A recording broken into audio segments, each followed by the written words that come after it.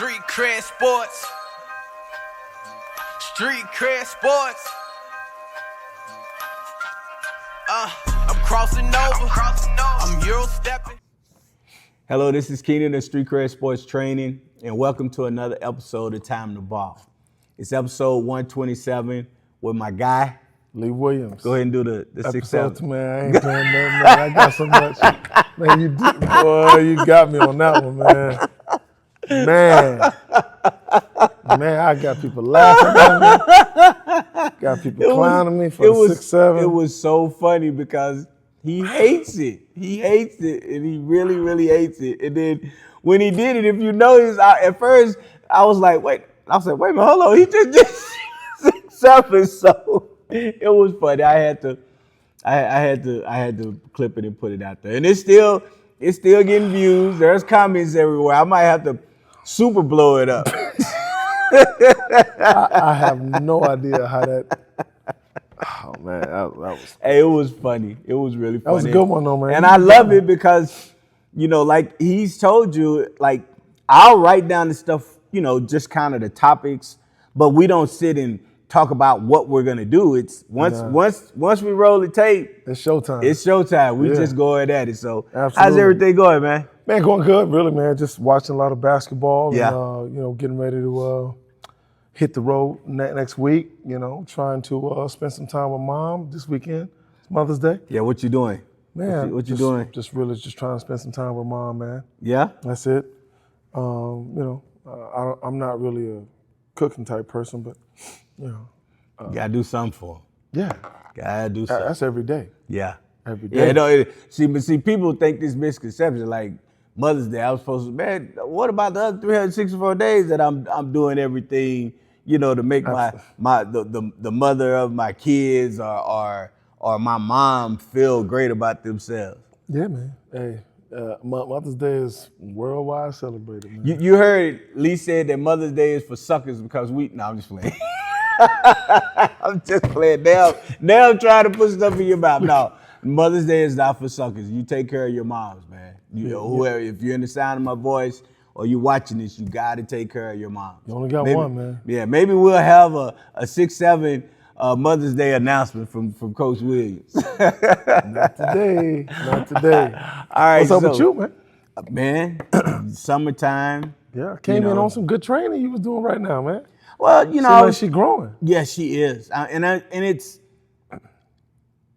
the last time you came in when I was working her out on the jump shot. Mm-hmm. It was nice. Sometimes, however,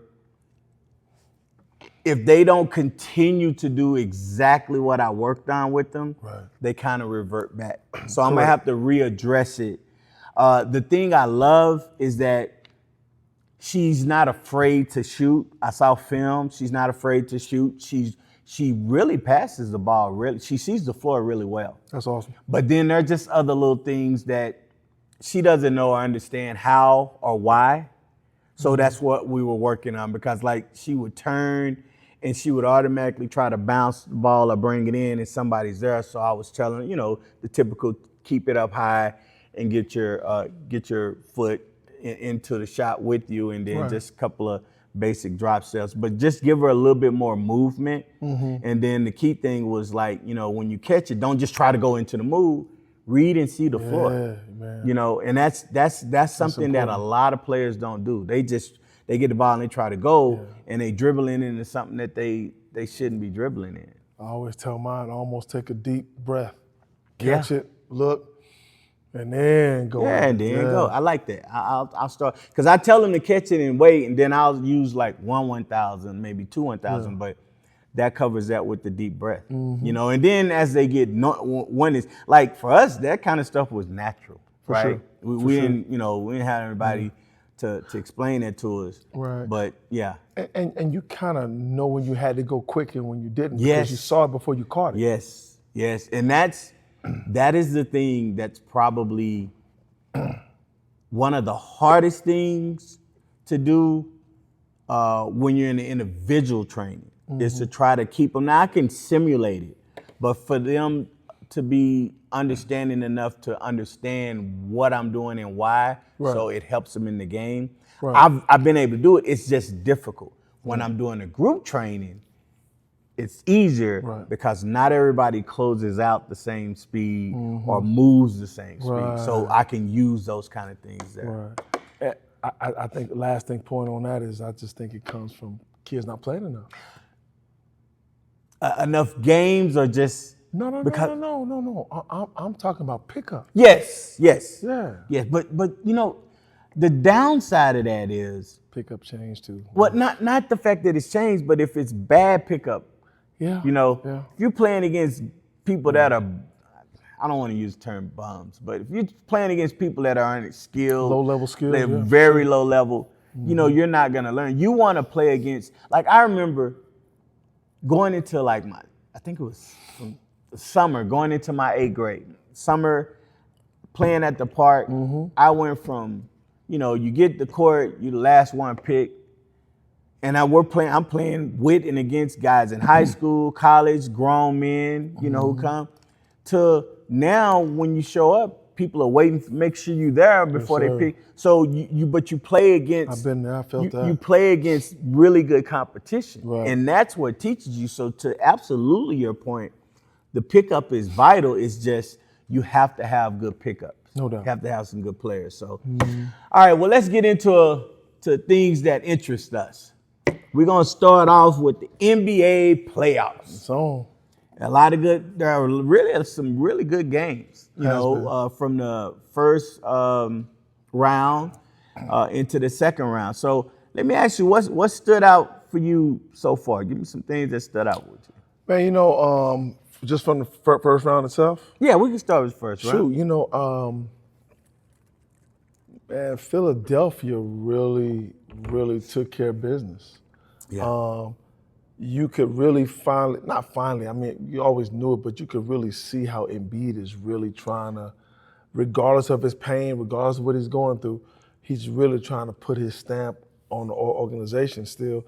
And then you got a mix. You got the Paul George. He's doing his thing. He's silencing all the critics right now.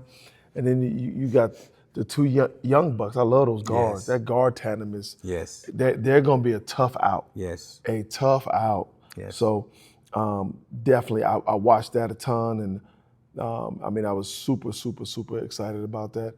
I've always kind of low key rooted for Philly, just because I knew how so good Embiid was and how things just never worked out.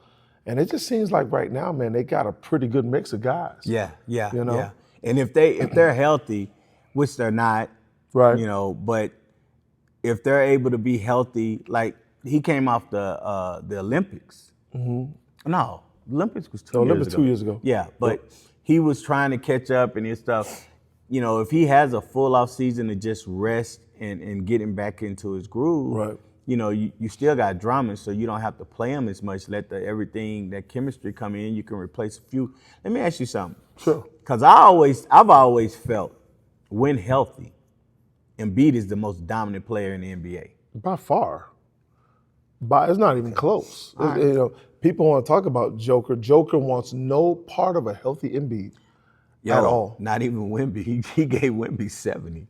Hey, at all. Let me make sure, because somebody was like, man, you be making stuff up over here. Embiid, man, he is the real deal. He can go outside, inside, knows how to draw fouls. He's got touch. He can handle a bit too. Yes. So he is Yep. exciting to watch, man. Yep, gave him 70. I mean, that is the guy. I think with him, his health, a lot of his, obviously I'm not a doctor or a physician or anything of that nature, but, a lot of the professionals and a lot of the people say his biggest problem is like his weight goes up and down. Yeah. And so that kind of affects him a lot. Yeah, So, it's some with his build and all of that stuff. right. But those 7-footers, man, you got to be very delicate with them. Yeah. It's like you put on too much strength, it hurts other areas of their game. So Plus the weight Yeah, that he gains. you really have to seek out someone who's who does that can say, look, based on everything I'm seeing, your bone structure, your body structure, this is where you need to be. Needs to be your strength Year level round. year round. Yeah. Because you can fluctuate and it hurts you more than you think. Right. So right. Because you carrying stuff that it's not your body's not used to. Right. So for him, that's touch and go. And they say you lose 1 pound, it's like taking 4 pounds of pressure off your body. Wow. Yeah. Wow. Yeah, that's why I can't move. I need to lose more than 1 pound. Man. Ooh, you gonna make me stop eating. That's crazy. Be like, man, that's why I'm so slow. I need to lose 1 pound and I can catch up. Yeah, some of y'all don't get caught up in that. Okay? So what else is going on? Man, I'm really disappointed in all the media members, the NBA itself, in the sense that Joker, as good as he is, he's getting bounced out the first round. Yeah. He hadn't been to the finals in maybe 3 or 4 years, and no one says anything. Yes. If this was Jaylen Brown, what's the other guy? You got Jaylen Brown, you got Tatum. If this was Jason Tatum, if this was LeBron, if this was Kobe, if this was anyone else, they would be on their necks. Yes.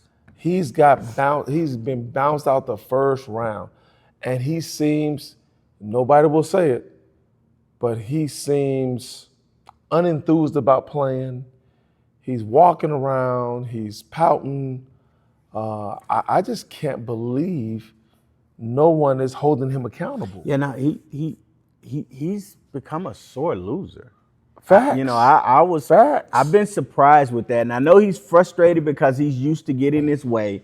And it's almost like you see this, unfortunately. I mean, you see it with players in general, but you're really starting to see it with some of the top European players. Facts. And sure. I don't know if it's just, they're expecting, everything. And, when somebody goes at them, they have problems, as opposed to just saying, okay, like, he scores 30 or 40 points and they lose, he can walk off the court like, I'm okay. Right. Yeah, but he was struggling. He's starting to struggle in certain matchups, in certain situations that he didn't used to struggle on. And that could be the fact that once he's leaving, he's on his farm with his horses because he loves those horses, right? He's not touching the ball. Right, like is he touching to work on his game and get better on some stuff? I don't know. I mean, he's really talented, but yeah, to your point, I don't think there's starting to be mumbles about it, about how he especially this series against Minnesota, how he's acted. I mean, he had like 2 or 3 incidents where it's like, man, what are you doing? Right. Yeah. He's and it's not an incident where he's trying to fire up the team. No, this is on him. No, yeah. This is on him, and he needs to be called out, just like everybody else needs to be called out and held accountable. Yeah, I agree. But his body language is just bad. Yeah. It's almost like he don't want to play anymore. Right. I mean, he's one of those guys that, he look up, he's retiring early in the next, 4 or 5 years. So let me ask you, if he retires, let's say he decides not to, let's say he just calls it quit. Tomorrow he makes an announcement. He's retiring, he never touches the ball. Where do you put him? Is he one of the greatest centers? When he stopped as one of the greatest, man, he's not even. Is he in the top 50? No. He's top 50 maybe? Centers? Oh, Lord. Players? Yeah, players. I don't think so. And let me ask you. I don't think so. Does he need to be more effective defensively? Absolutely. Okay. I mean, it's, to me, they've catered to these European players, and they are, their IQ level is unbelievable. Right. It's unreal. Offensively. That's of course. Yeah, Offensively. Yeah. They are phenomenal. They know the game inside out from the offensive perspective. Right. They know how to pass it. They know how to shoot it. They know how to create things, and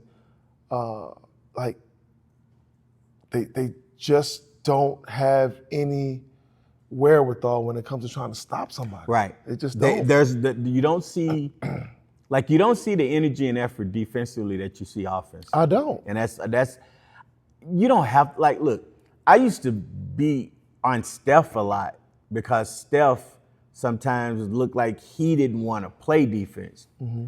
But he got better every game I saw him. Made an effort. Throughout the year to where, and it was starting to be he started to take pride. Kyrie Irving was one that people used to say doesn't play defense. Yeah. He took pride in playing defense. So, but why?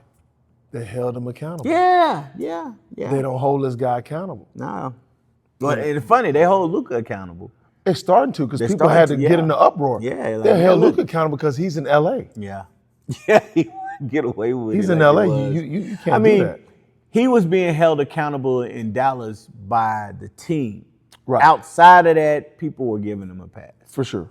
And you said this years ago. Years ago. I still remember the conversation with my man Owens back from the house, and one of my ex-teammates was like, because they were Dallas Mavericks fans, and they was like, man, look, we gonna kill them. We gonna kill Boston. I said, man, you are in for a rude awakening. I said, because Boston defends 1 through 5. They do. And they're gonna hunt Luka out. Oh, they do. They're gonna put Luka in all the actions first, primary actions. Then they're gonna put him in the secondary actions, and then they're gonna put him in the thirdary actions. Yes, I said thirdary. That's my word. and by game 4, they was like, yeah, man, I guess you're right. And I'm like, dog, do you know this is all I do? This is what my life. This is what I have to do this because I have to be able to help players understand this that I'm training. It's I'm not surprised by it. Yeah. So yeah, until they have that understanding with him in LA, even if they put 4 great defenders around him, they had 3 to 4 because Kyrie guarded better. Yeah. But they still was going after Luka and still getting him. They were finding him. Yeah, they were finding him. Yeah, where he at? He was trying to guard a big. Yeah, it was caught. Yeah, it come was on over here. Man, it was bad. You can switch only so long. it was real bad. You gonna keep switching? You gonna keep doing this? Okay, we gonna bring over here. Now we gonna run this screen. You can't do it. Yeah. What else you got? Man, I was a bit annoyed. Didn't really know how to take it because I just became a fan of his. A true fan of his after the last series. Draymond Green. Oh. Draymond Green made a comment that he's felt that Steve Kerr, in some instances, has held him back. Okay. From being the player that he should have been. Then he got into it with Austin Rivers, and they. Yeah, that was personal. That was very personal. And then Charles. Then Chuck got into it too? Yeah, Chuck just because they featured him on Inside the NBA, and Ernie was asking him questions about what he was gonna feel like he was doing. He was gonna, retire or what. So they talked, and then Chuck said, well, man, it's over. Y'all in y'all late 30s, you're gonna keep playing, but you're not gonna be contending for anything. And that's, what he's always said. Right. And then Draymond said, well, I just want to make sure that, my last few years aren't like your years in Houston, right? And it got kind of quiet, awkward when he said it, but Chuck I don't think Chuck really pays attention to it. Somebody pull up the stats. His stats are better than it's better, yeah. Yeah. So that was bad. But Draymond to me just talks off the cuff. I think he ruined. Okay. He's felt like Steve Kerr has held them back.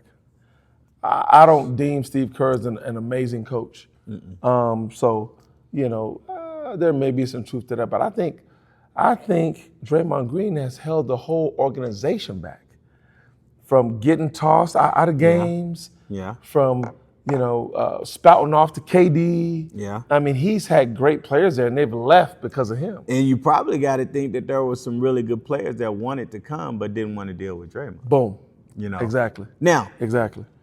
I will say this, and it's not really in his defense, but the only thing that I could see when I think back to what he's like alluding to was I could see Kerr not telling him not to score, but putting it in a sense to where we need you to run the team because we move when you run the team. So if you're running the team, everything works, right? That's the only thing I can see. But here's the problem I would have had with that. If that's kind of what you're getting at, you could look for your shot more, not a lot. But if you look for your shot more, to me, and I've always said this, it makes that team even more dangerous. No doubt. It makes them a problem. Think about it. You can't back off You of put LeBron and switch him out with the early teams. Imagine how potent they are. And I'm not talking about defensively because I don't think LeBron is, even in his earlier ages, I don't think LeBron defensively could do what Draymond has done, right? There's not many that can do that. Right. Yeah. So you'll have to make up collectively as a unit, they're going to be really good defensively. Yeah. But offensively, could you imagine how that team would move? Well, I really believe that he was the main ingredient of the secret sauce because of his toughness. Yes, his toughness, that's kind of what he brought. His passing, his IQ with running that offense and understanding and knowing, seeing 3 and 4 plays ahead what he was going to get. What I've been really fascinated with, and I'm not fascinated too often, is how he changed his game. Yeah. Nothing that he does now he did in college. No, he was a scorer. He actually was a scorer. People don't realize that. He could score the ball. I watched him on TV in Summer League. He was getting buckets. Yeah, he gets buckets. And but not all pro buckets. Right, but he could have been a 17 to 20 point a game player because you saw it in the finals against Cleveland. You talking about with Golden State? Okay, yeah. I got you. He could have been. Yeah.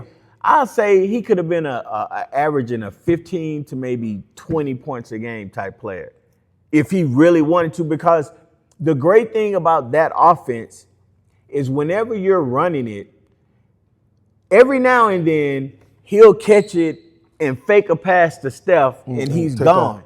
But more times than not, when he goes, he's drawing that second defender and he's lobbing it to the person in the dunker spot or hitting that guy in the corner, right? He doesn't really look to score it as much. Right. And I think if he would have looked to score it some more, it does change the dynamic. So I don't agree with him that he didn't have his opportunities because he showed in that finals when they lost to Cleveland. Couldn't score. That Game 7, I think he had 32. Man, stop. Draymond Green? Draymond Green was killing. Wow. Yes. But do you feel Steve Kerr held him back? No. Okay. No. Okay. No. No, I'm not. We're not going there. You can't roll with that, huh? No, we're not going there. Let me pull this up. So what else? Why I'm looking this up? Man, okay, Game 7, Draymond had 32. That's crazy. He was killing. Oh wow. He was killing that series. Excuse me. I know he was really doing his thing. Who do you have winning this next series? With who? In your mind, let's go San Antonio. San Antonio, Minnesota? Minnesota. You know what? Even if Minnesota would have been healthy, I couldn't see them beating San Antonio. Yeah, I got them.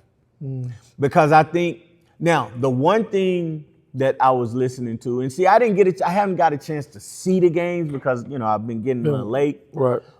But Minnesota does have a distinct advantage because they are more athletic and taller across the board. Wemby makes it look like they're about the same.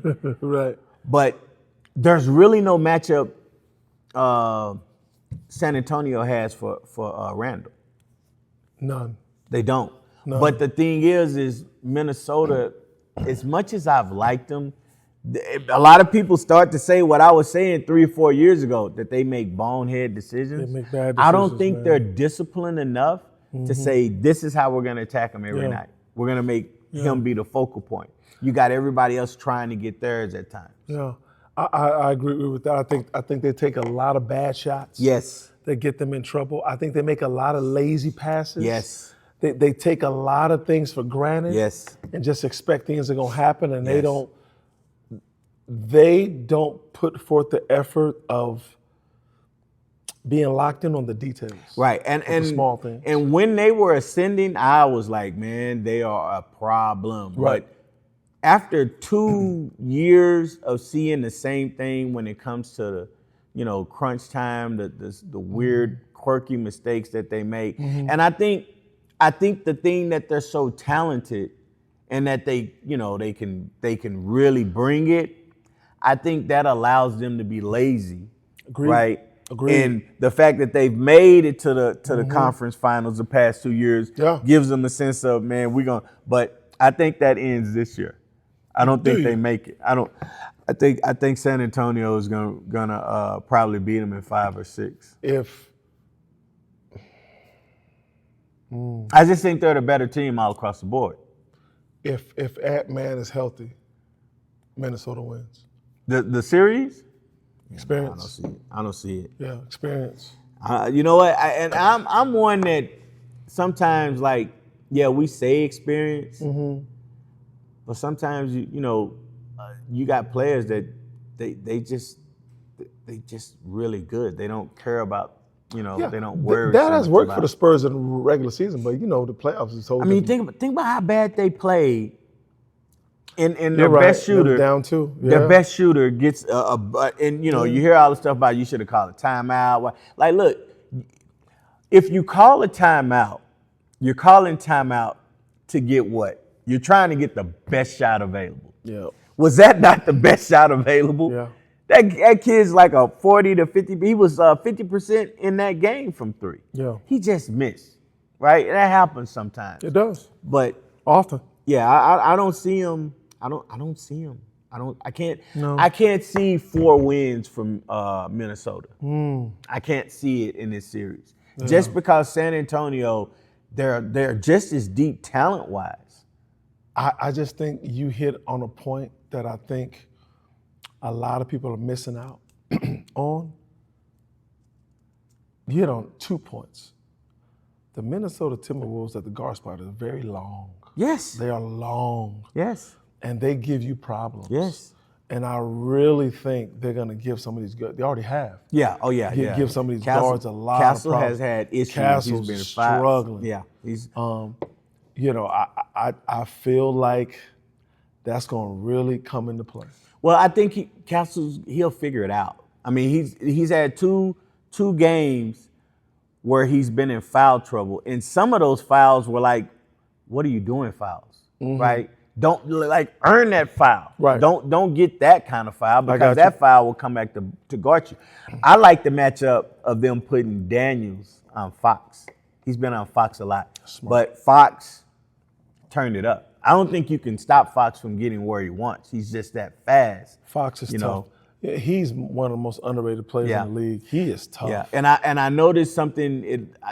Maybe I'm just trying to sound like I'm analyzing, but I noticed how they pushed the ball purposefully against them. It was really it seemed more intentional with how they were advancing it up a lot faster. Minnesota? San Antonio. San Antonio. And a lot of times it was Fox giving it, and it was either Castle or Vassell, and then they were attacking. I can see but that. then a lot of times they were up to Fox, And once he was catching it, he was gone, right? And it's like, man, you can't stay in front of that kid. No, Fox is tough, man. Yeah. He's people don't realize how fast he is. Yeah. I mean, he is a blur. Yeah. A blur. All right, was that it? Man, I got one more thing. Uh-oh. New York Knicks, you see him in the finals? I don't know, man. I don't know. I actually thought, and I still do think that Philly can win the series, but Joel's got to be healthy. I don't think, even though he played game one, I think he was more exhausted from the previous series. Seven So series. if he's not going to be healthy, then nah. But then I don't like. Can they beat? I think they would have an easier time beating Detroit than they would Cleveland, because Detroit, as good as they are defensively, they don't have a lot of scorers. And once you kind of really put the clamps on one, then you're asking these other guys to score a lot of points. Now against Cleveland should be a top-rated team. They got so many scorers. They're long and athletic. They just, The main ingredient Cleveland lacks is toughness. They're soft. They've got Not athletes. all of their players, but I'll say there's a softness about their team. They play A lot little of bit more softness. finesse. Yeah. They play a little bit more Yeah. finesse. I mean- but like I've seen Mobley and Allen, I've seen them. Mobley's too thin to be tough. He's skilled. No, but I've seen Mobley like low post do his thing. Yeah. But it's not consistent, so I get where you're saying with that. But it needs to be more consistent, and I think he's trying to transform a little bit more to shooting out. Chris Bosh type. Yeah, but as skilled as he is, if he just meat tenderize people down in the post more, it would open up some other stuff. But that's just me. But I could see the Knicks getting in the finals. Wow. Okay. I could. Now that I think about it, I could. I think Philly. Well, again, if Embiid is healthy, I think Philly has a better chance than the other two teams. Yeah. Because they present a different animal. I'm gonna say what I love about the playoffs. It's more physical. Yeah. Letting them play. I love it. I don't know. The way they were making some of these calls is like, dog, you just let that go on that other end, and you come down and you make that call. Yeah. And it was like you could see the players, you could see the coaches. They were like, you just let this go and then you call this. And I'm thinking the same thing. I was like, yeah. And it's crazy because some crews, and I think they have to figure this out. Some crews call the games completely different than the other, and that's got to stop. Okay, there could be a couple of things that might, be the same. It changes the whole game. Yeah. Why not just keep the same crew with the same series? Why do you have to move? How about tell these crews, hey, look, man, have that conversation. I don't think you can with some of this. Some of them really think that, They run the league. That people came to see. They do. They think they run the league. Absolutely. But I think, keep the same crew with the same team, same series throughout, so it can be called the same way. Because if you move, they gotta adjust. And in the playoffs, It's too much adjustment. it's too much adjustment. You shouldn't be having to adjust that much Right. in the playoffs. Especially when your scheme is built to. A lot of the schemes are built on the way the game's Right. called. And you'll hear players say, when they know that this crew is calling, they know what they can and can't get away with. Right. And some of them know who's gonna win. Yeah, That's sad. unfortunate. Yeah. All right, so we're gonna take a break, and then we're gonna come back and get into some more stuff. All right, we're back, and we're gonna get into our basketball ideology. Now, during the break, I had a phone call from the commissioner, and yeah? it wasn't stern but Adam Silver, he like one of the boys. He like, what's up, baby? He like, Yeah. he wasn't too happy with our assessment of the referees. Now he can't impose a fine because we don't work for him. Absolutely. But you know, But he does watch Tubi. Does right? he watch Tubi? Yeah, No, and our licensing deal to air some of these games at the Street Cred Sports facility might be in danger. So, boy, you crazy, man. so the referees are great. The referees are great, man. Don't be listening to what we said. We just playing. I want some of that $72 billion. It's crazy, man. Is that crazy? Hey, everybody, oh, why you shut out, dog? I want some of that $72 billion. I'll say whatever he needs to say. That's crazy, man. That ain't even rich. That's wealth. You ain't lying. You know, that's some of that. Generational. Yeah, that's some of that where you just a different person. No doubt. Like, you know, no, I don't want to come down to that Taco Bell and give me something. Why don't you go buy that Taco Bell and have them to deliver it That's to different. That's different. That's different. All right, so let's get into our basketball ideology. So the first topic I'm gonna have to kind of explain. Okay, so I was watching Toronto against the Cavs in the first round. And I just drew a blank with the kid's name for Toronto. But he was one of the guards. He hit, it wasn't Barnes or Barrett, but he hit like 3 or 4 threes in the game earlier, right? As the game went on, the game was starting to be a little tighter. That second half, he was maybe 1 for 6 from the threes. Why is he shooting 6 shots? So then I started asking myself, is there a point where you don't want that player still continuing to take shots? Because I don't think he's viewed as like, you know, the guy. Like if he's the guy, like, okay, for instance, if it's Steph and Steph is going 1 for 12, you still are gonna let Steph shoot. Absolutely. Right? And I'm not saying that this kid shouldn't be shooting, but it felt more streaky. He was hot, and then, okay, he's cooled off, but he kept shooting like he was hot. And he wasn't taking bad shots. It wasn't like he was hunting for shots. He was, you know, getting shots. But my question started to be, well, when do you start to dial it down for that player, you know, when do you, as a teammate, as a coach? Because if you tell him don't take that shot, now you could be messing with his psyche, thinking that you don't have confidence. Right. But I, in my opinion, I think there's always a way to get a player to not necessarily not shoot, but find a different way to be effective. And so, or a closer shot, maybe. Yeah, I'm like, get to the basket, get to the free throw line. There's a lot of different ways to do that. You know, hey, I've seen a lot of people start missing from the outside, and I hear a coach saying, hey, man, let's change it up. Let's get to the basket. Let's draw 2 and pitch.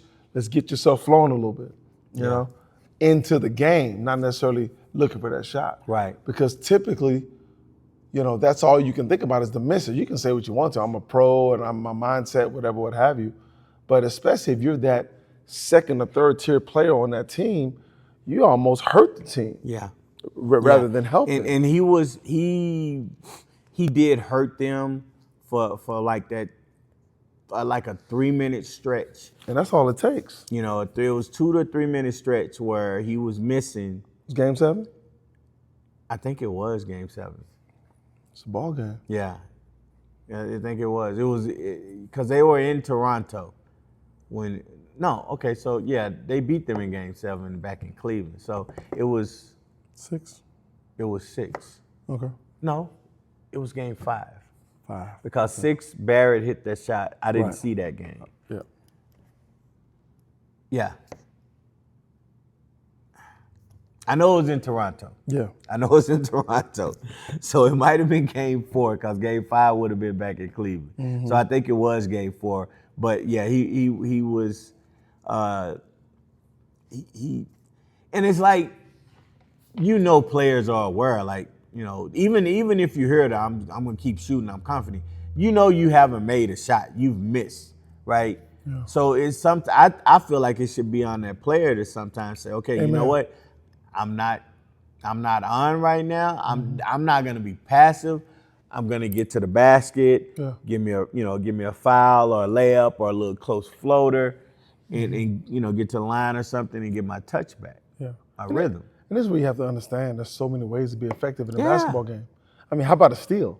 Yeah. Get out, get yourself a steal, get yourself a layup. I mean, there's really, really so many things Yeah. that people can really implement themselves into a game and almost change a game Yeah. by doing something different. Because I players that I train, and it's weird because in today's game, everybody's a shooter, right? Everybody can shoot. Everybody's a 3-point specialist.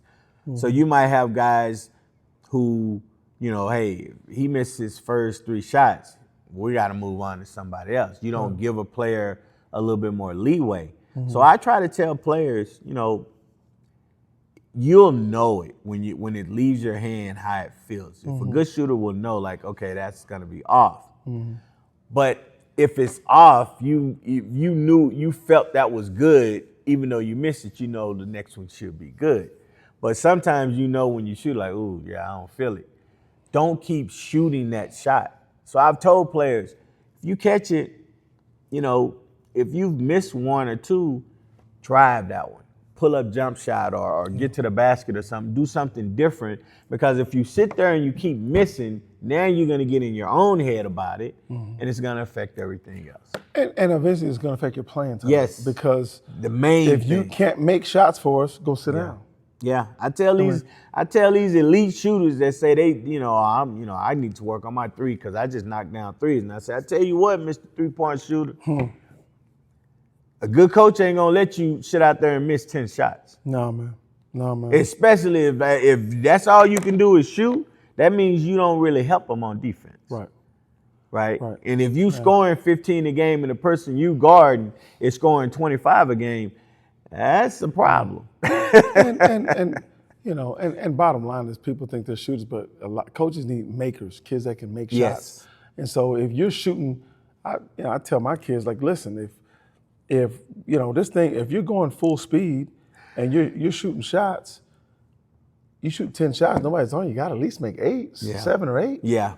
If you can't do that consistently, you're not a shooter. Yeah, and that's how you prove.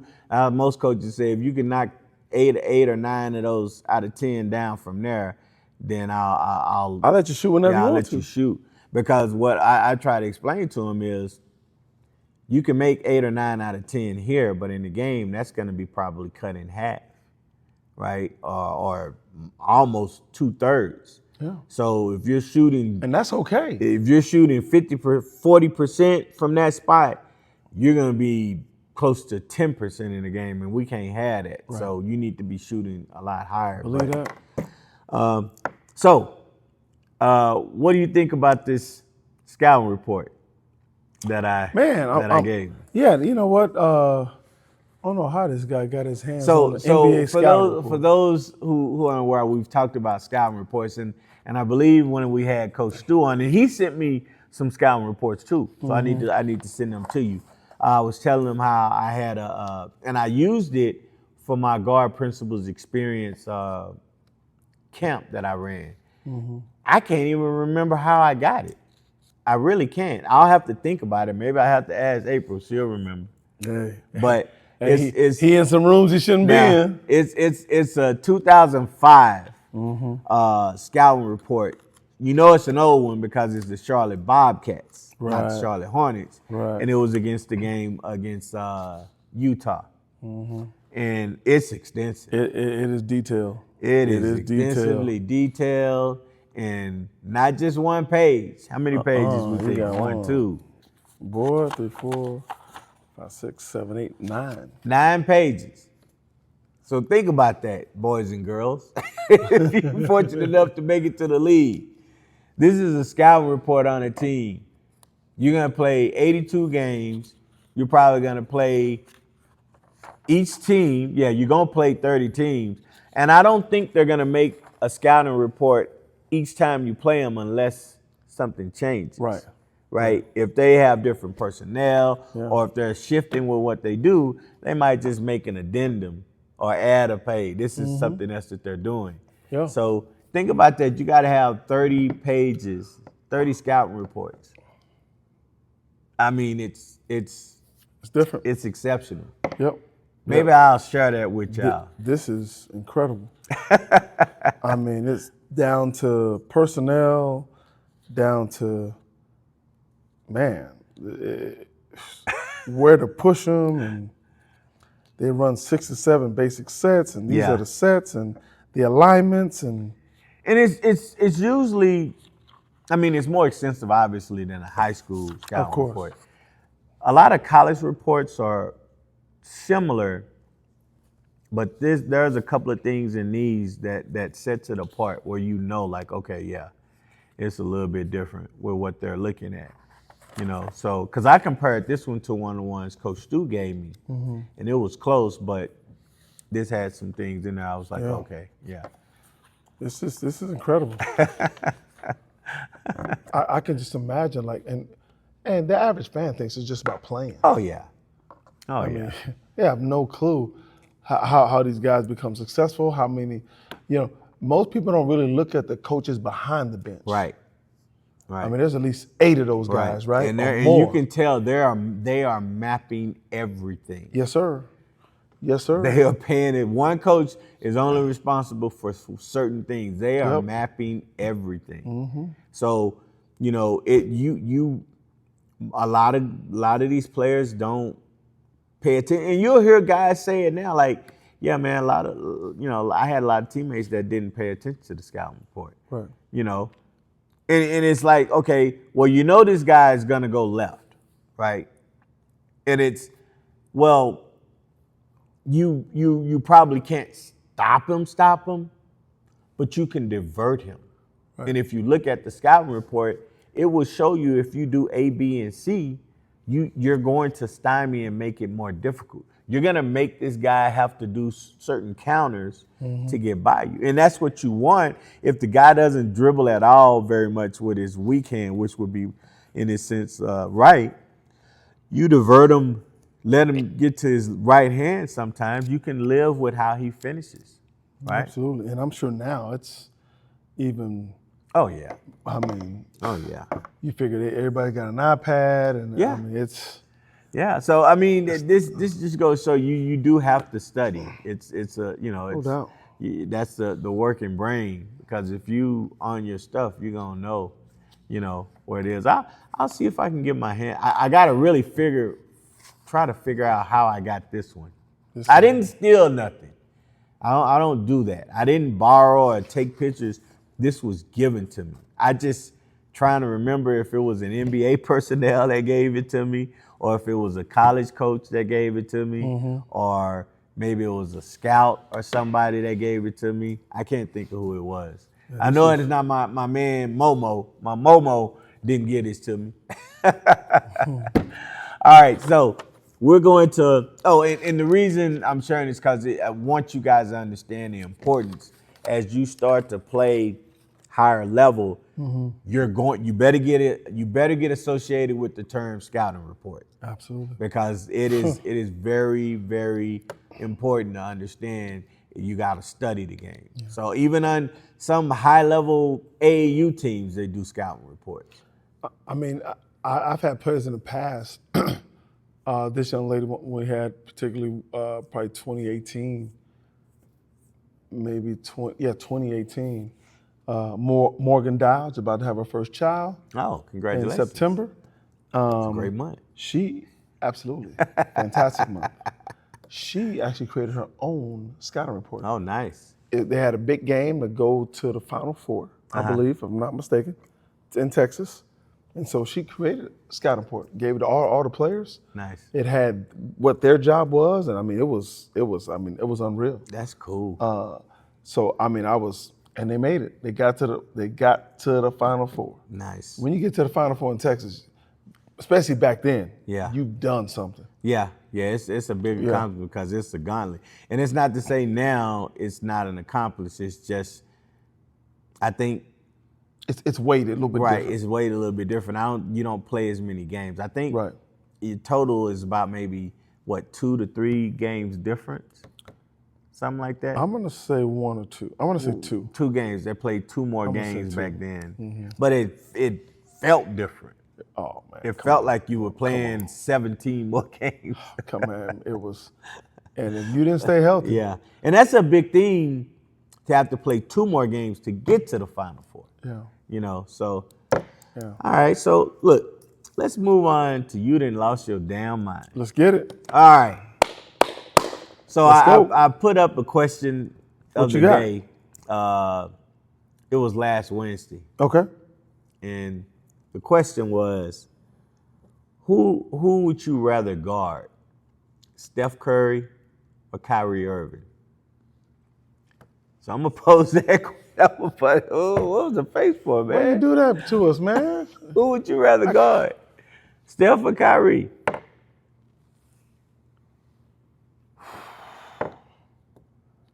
This is gonna sound sacrilegious. Uh-huh. I'd rather go with Kyrie. I, I'd rather go with Kyrie. you know why I would rather guard? Well, like, especially if I had to play now. I'm not even saying I could guard Kyrie. Right, but can I say this though? Yeah. It would really depend on the person. If you're in elite shape and you one of those guys that can, never mind. I'm still guarding Kyrie. And No. I mean, if you're in shape and like you're good at getting through screens and over screens. Here's the only reason why I would say Kyrie. Okay. And it's not because I think Kyrie is easier to guard. No, never. It's just that Kyrie ain't running around the court for 48 minutes in a game when he's in there. Look, this is a fact, and most of y'all don't know this. Like, I don't think a lot of people know this. when you guard Steph Curry, he puts people in the hospital. Yes. You have to get an IV. Dellavedova had to get an IV. Hey, no. The man almost died. No, they were talking about it. They was like, yo, Dellavedova in the hospital. Like, what you talking about? He was done. He was dehydrated from guarding Steph. Yeah. So they started guarding him differently. And that was back when they made a change because Steph would bring the ball up more. Right.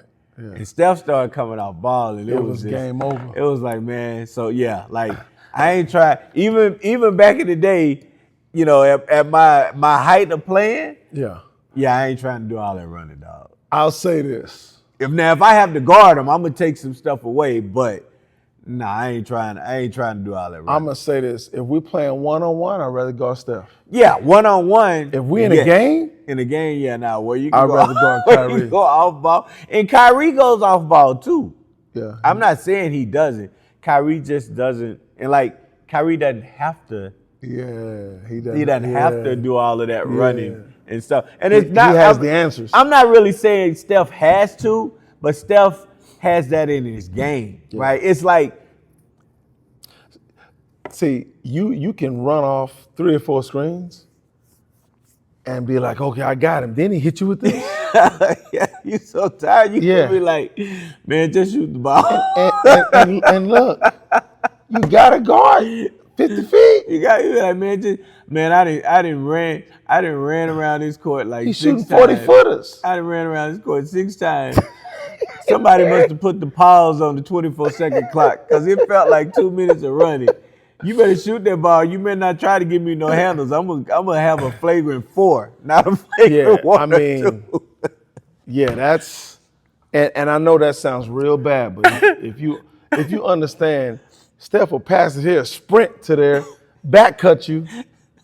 Man, it's different. You know, and here's what I told this story, but it goes to my point. When April was talking about Taylor Swift and, you know, when she puts on the show, how much running she does and movements. First of all, she's not running in her concert. She's moving, she dances, but a lot of times she stands there. But trying to explain that to April, nah, she's like, no, she's just as conditioned as athletes. No. So she was trying to argue with me, and I said, she's not as conditioned as Steph, baby. She's like, what you talking about? I said, look, Steph sent somebody to the hospital. She's like, what do you mean? I say, this guy had to go to the hospital. He almost died from guarding Steph Curry in the game. And she was like, huh? I said, Yeah. I pulled up the article. She was like, oh, okay, yeah, no. It was funny, man. It was funny. That was unreal. Funny. It was unreal. So That was unreal. we're on the same page, y'all. I mean, I kind of knew that we was gonna be on the same page. Man. Ain't nobody scared, but like I am. Yeah, right now, like that's a not heart guarding attack Steph. wait. Yeah, if you try to have me guarding, I'm a foul out. Just think about it. They put you in the hospital. They didn't hit you. Nah. You didn't You get had to hit in go- the hospital from landing funny. You got Right. in something because you were so dehydrated. They had to give you an IV. He and made send your you to- body quit. Yeah. That's Hall of Fame right there. You don't hear that story enough. You hear all the other stories. I don't think there's ever going to be a story that can top that. I'm gonna say this. I'm just gonna put it out there. This is why now the NBA demands that you get in shape. Yeah. Yeah. I think he's one of the factors. It's like, You've got to be in shape. like You yo, hey, it's like, yo, like you go and Steph, like, I gotta go. Look, man, you only gonna guard him for like 2 or 3 series, all right? Oh, okay, then we gonna pass him off. All right, okay, Yeah. all right. You switching, you rotating different people on him. All right, look, you get the hold and grab and stuff, but yeah. Can you imagine what kind of shape he's in? Oh my God. And the funny thing is the way he runs and the way he acts, he looks like he's tired. It's almost Yeah. like the way Jim Brown used to be, Okay, getting where up he'd slow. get up slow because he didn't want you to know how he was, and then Right. next play he running hard. That's almost the way Steph does it. Man, that's incredible. So there you have it, ladies and gentlemen. We guarding Kyrie. I know Kyrie gonna hear this and be like, oh, so you gonna guard me? Kyrie gonna probably be like, yeah, I know what y'all talking about. I get it. Some people gonna be like, oh, y'all don't know what y'all talking about. Kyrie is a master. Yeah, he is. He is. But Kyrie ain't sent nobody to the hospital just yet guarding him. He's probably had some people get out from an ankle or calf strain trying to guard him. Yeah, you may tear your meniscus. Yeah. But you're not gonna die, almost die. That's crazy. So next time we tell the story, yo, Dellavedova stopped breathing on the sidelines, dog. They had to give him CPR and use a AED defibrillator, dog. That's how serious. This was in the 3rd quarter, dog. You can see him on the sideline trying to pump him up. Then the next time we said Dellavedova was dead for 10 minutes, dog. He was dead for 10 minutes. He had to have a priest come out there and everything, and all of a sudden he came back up. And he wanted to go back in the game and guard Steph again. That's unreal. Oh, man. Oh, yeah. Well, we hope y'all enjoyed this episode today. Make sure you like, subscribe, follow, comment. Let us know what you think. If you can go in the archives and find the 6-7, comment on it as well. I might have to repost it, post it out. I ain't gonna never let him forget it because I remember the first time I talked about it, he was like, man, I can't stand that. So he was so adamant, like he wanted to punch the wall thinking about it. Then I get him on tape saying it. So let us He got me.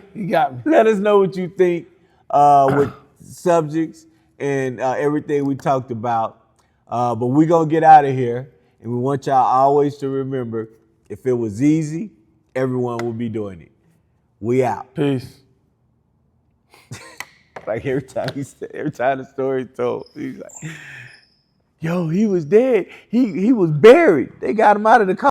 Street cred sports, say it with your chest. Yeah.